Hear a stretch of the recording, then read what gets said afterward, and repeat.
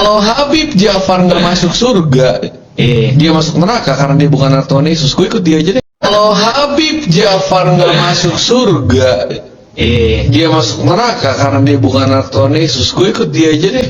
Ya sudah, pergi sana. Ikuti saja Yesus yang kamu mau itu, yang kamu buat-buat menurut akal-akalmu sendiri, yang kamu ciptakan menurut filsafat kosongmu sendiri, yang kamu tafsir secara bebas dan liberal itu. Ya, Galatia 1:8 jangan lupa dibaca.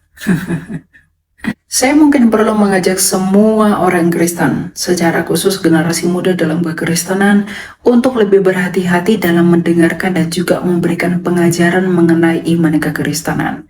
Saya tahu generasi muda di seluruh dunia di masa kini merupakan generasi muda yang cenderung berpikiran liberal, sehingga pola pikir dan juga mindset yang liberal itu mulai memasuki ranah religi. Dan secara khusus di dalam iman kekristenan itu pun telah terjadi. Dan salah satu contoh dan buahnya adalah kekristenan progresif.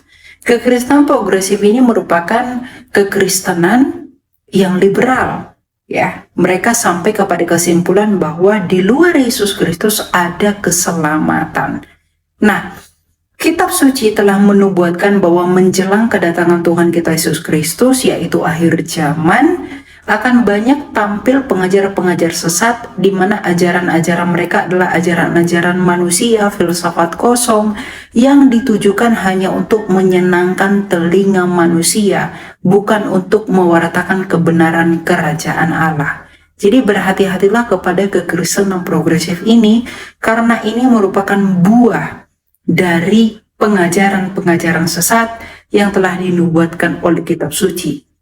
Dan contoh yang paling mutlak itu adalah bahwa mereka menyediakan ada keselamatan di luar Yesus Kristus.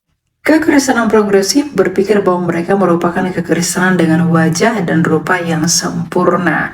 Dengan definisi palsu bahwa Tuhan adalah kasih, maka setiap orang yang mengasihi pastilah diselamatkan atau masuk surga, tidak peduli mereka beriman atau tidaknya kepada Tuhan kita Yesus Kristus.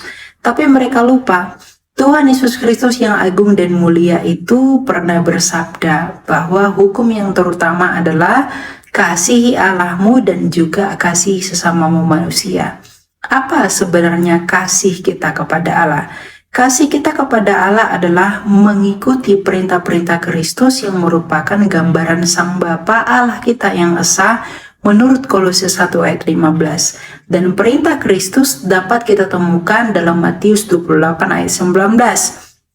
Bahwa masing-masing dari kita harus memberi diri untuk dibaptis sebagai tanda materai bahwa kita adalah milik Allah dan orang-orang yang ditentukan dan dipilih untuk diselamatkan melalui baptisan. Dan ayat Kitab Suci yang lain juga berkata, barang siapa yang percaya dan dibaptis akan diselamatkan, melainkan barang siapa yang tidak percaya akan dihukum. Jadi baptisan itu merupakan tanda bahwa kita adalah orang percaya.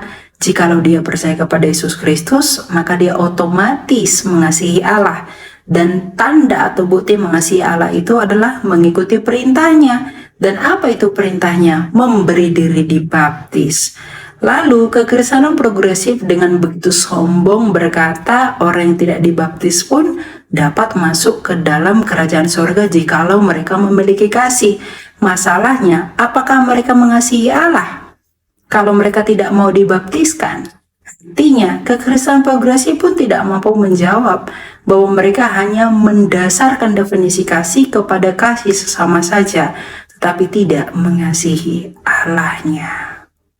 Sehingga kekristenan progresif ini bukannya malah meninggikan Kristus, malah menginjak-injak anak Allah yang tunggal itu. Karena Tuhan Yesus mengatakan kasih Allahmu dan juga kasihilah sesamamu. Tapi kekristenan progresif malah meniadakan mengasihi Allah untuk tidak melakukan perintahnya, yakni baptisan dan percaya di dalam persekutuan gerejawi, tapi hanya mengunggulkan kasih kepada sesama manusia. Apakah itu kasih dan bagaimana itu kasih? Tentu kekristenan progresif tidak dapat menjawab hal ini dengan baik. Maka, buat kamu anak muda dan generasi milenial yang mulai berpikiran bahwa kekristenan progresif merupakan hal yang benar dengan sudut pandang dan pola pikir mereka, bertobatlah. Jangan kamu mengimani Yesus Kristus yang lain, yaitu Yesus yang palsu, yang tidak mendatangkan keselamatan, melainkan membinasakan hidupmu dan juga saudara sekitarmu yang kamu implikasi dan juga afeksi mengenai pikiran-pikiran yang liberal itu. Jadi kekristenan progresif itu adalah benalu dalam kekristenan. Tuhan memberkati.